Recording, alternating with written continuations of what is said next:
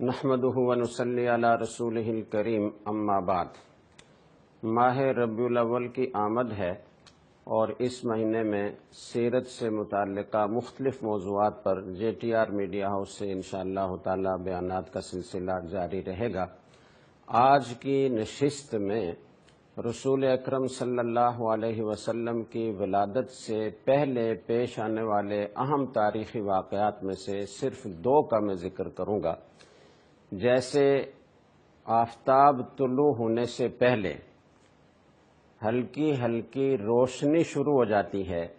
جو اس بات کی خبر دے رہی ہوتی ہے کہ آفتاب طلوع ہونے والا ہے۔ اسی طریقے سے رسول اکرم صلی اللہ علیہ وسلم کی ولادت بسعادت سے پہلے ایسے عظیم الشان واقعات رونما ہوئے جو پتہ دے رہے تھے کہ آفتاب نبوت طلوع ہونے والا ہے۔ ان میں سے ایک واقعہ تو یہ ہے کہ حضرت عبد المطلب رسول اکرم صلی اللہ علیہ وسلم کے دادا بیت اللہ کے پاس حجر اسود کے قریب ایک دن سوئے تو خواب میں دیکھا کہ کوئی آدمی آیا ہے اور وہ کہہ رہا ہے کہ احفر طیبہ، پاکیزہ جگہ کو کھودیے۔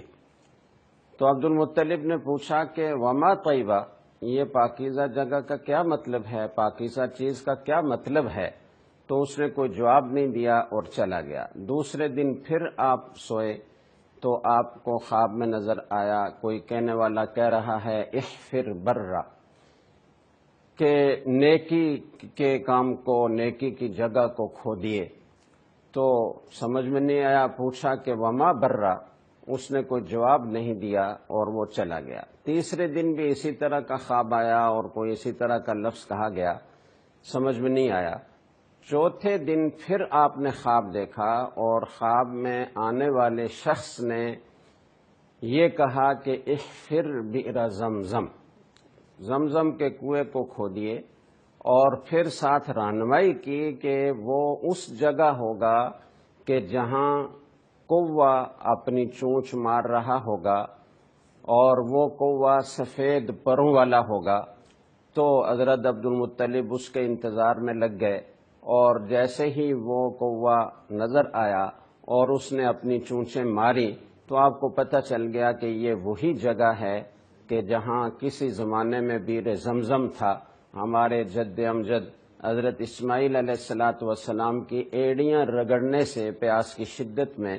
ایڑیاں رگڑنے سے جو چشمہ پھوٹا تھا، اللہ تعالیٰ نے اس کو قیامت تک باقی رکھنا تھا، لیکن درمیان میں لوگوں کی بدعمالیوں کی وجہ سے یا کسی بھی حکمت کی وجہ سے اللہ تعالیٰ نے اس کو محو کر دیا تھا اور وہ اس کے اوپر مٹی اور ایک عام زمین قائم ہو گئی تھی، اور کسی کو پتہ نہیں تھا کہ وہ بئر زمزم جس کا ذکر ان کے ہاں بھی چلا آ رہا تھا کہ اسماعیل علیہ السلام کو جب پیاس کی شدت ہوئی اور اس شدت میں انہوں نے ایڑیاں رگڑیں تو ان سے ایک چشمہ پھوٹا تھا، لیکن وہ کسی کو معلوم نہیں تھا کہ وہ کہاں ہے۔ حضرت عبد المطلب نے آنے والے کی رہنمائی سے اس جگہ کا پتہ چلایا اور اسے کھودنا شروع کیا۔ تو قریش نے مذاق اڑانا شروع کیا، کسی نے اس کام میں ان کا ساتھ نہ دیا۔ عبد المطلب نے اپنے بڑے بیٹے حارث کو ساتھ لیا اور اس طریقے سے کھدائی چلتی رہی یہاں تک کہ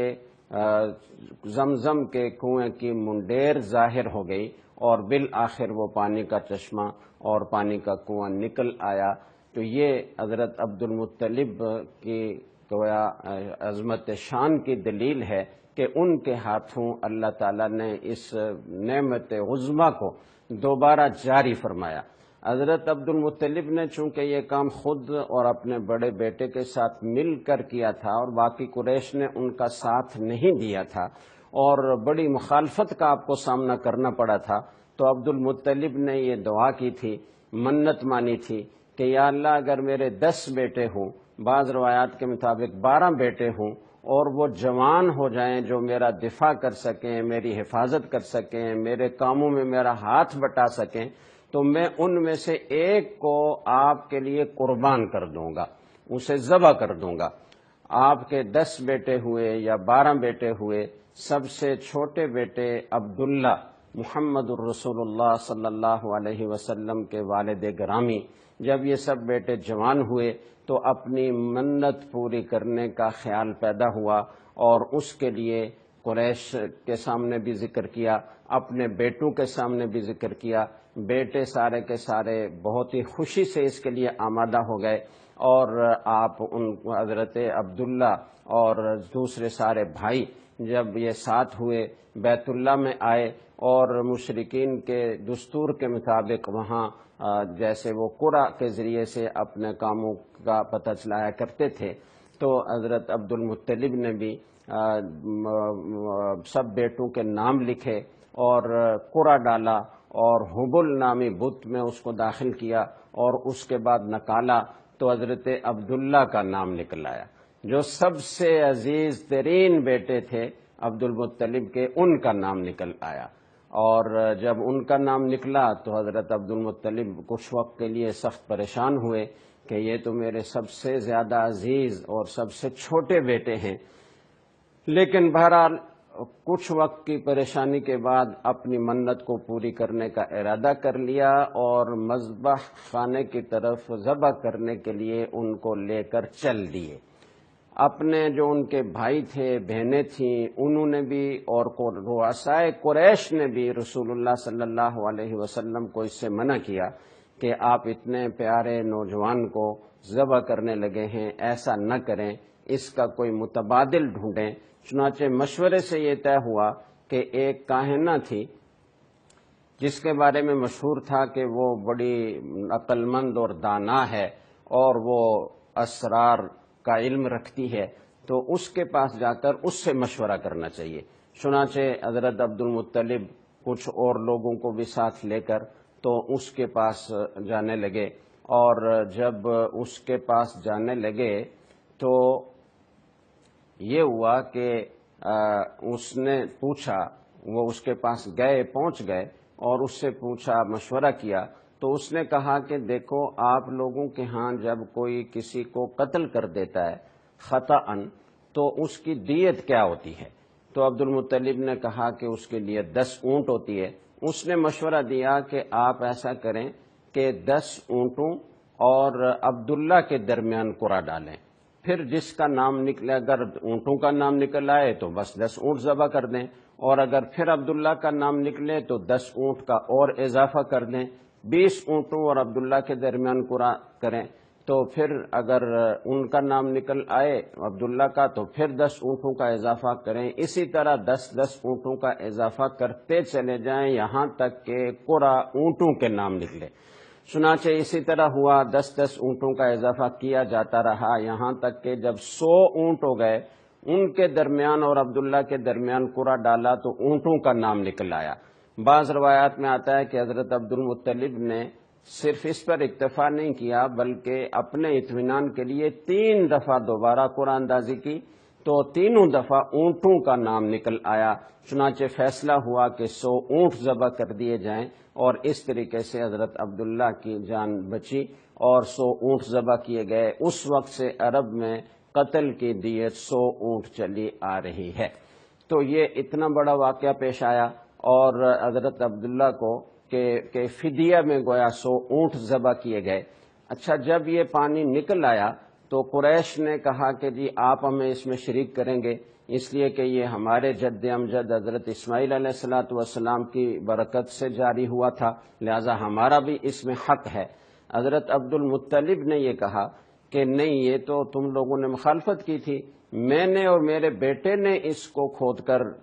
دریافت کیا ہے، تو لہذا اس میں کسی اور کا حق نہیں ہوگا۔ چنانچہ اختلاف بڑھتا چلا گیا۔ پھر حضرت عبد المطلب نے کہا کہ کوئی حکم ہمارے درمیان اس بارے میں فیصلہ کرے گا تو جو وہ کہے گا ہم اس کی بات مانیں گے۔ چنانچہ انہوں نے کہا کہ جی ہم حکم بناتے ہیں، ایک عورت ہے شام کے علاقے میں جو اسرار کا علم رکھتی ہے، اس کے پاس جاتے ہیں اور اسے حکم بناتے ہیں۔ طویل فاصلہ تھا، صحرا تھا، راستے میں جو توشہ تھا، پانی تھا، وہ ختم ہو گیا، یہاں تک کہ نوبت اس تک پہنچ گئی کہ اب موت سامنے نظر آنے لگی۔ عبد المطلب نے کہا کہ ایسا کرو، جب تک تھوڑی سی قوت باقی ہے تو ہر آدمی اپنے لیے ایک گڑھا کھودے، پھر ہم میں سے جو بھی مرتا جائے، قبائل دوسرے بھی ساتھ تھے، سب کی نمائندگی تھی، اچھا خاصا بڑا قافلہ بن گیا تھا،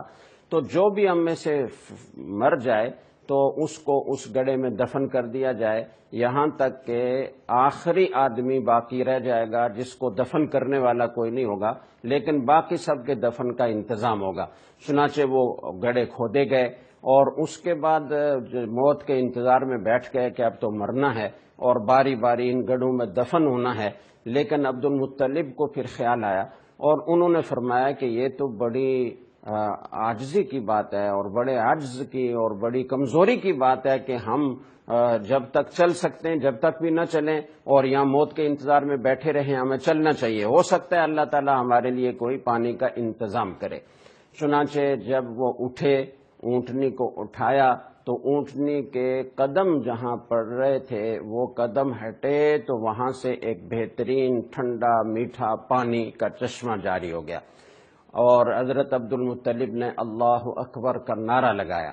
تو اس طریقے سے سب کو حضرت عبد المطلب کی عظمت کا اندازہ ہوا، اور انہوں نے کہا کہ یہ چشمہ بھی اللہ تعالیٰ نے آپ کی برکت سے جاری کیا ہے، اور یہ اسی رب کا جاری کیا ہوا ہے جس نے زمزم کا کنواں آپ کی برکت سے دوبارہ جاری کیا، لہذا اب ہم آپ سے اس سلسلے میں کوئی مخاصمت نہیں کریں گے، کوئی مزاحمت نہیں کریں گے، بس زمزم آپ کا ہے، آپ جس کو پلائیں جس کو نہ پلائیں یہ آپ کی مرضی ہے۔ تو یہ امت مسلمہ کے لیے اس وقت سے اللہ تعالیٰ کی جاری کی ہوئی ایک نعمت ہے جو قیامت تک انشاءاللہ جاری رہے گی، جس سے لاکھوں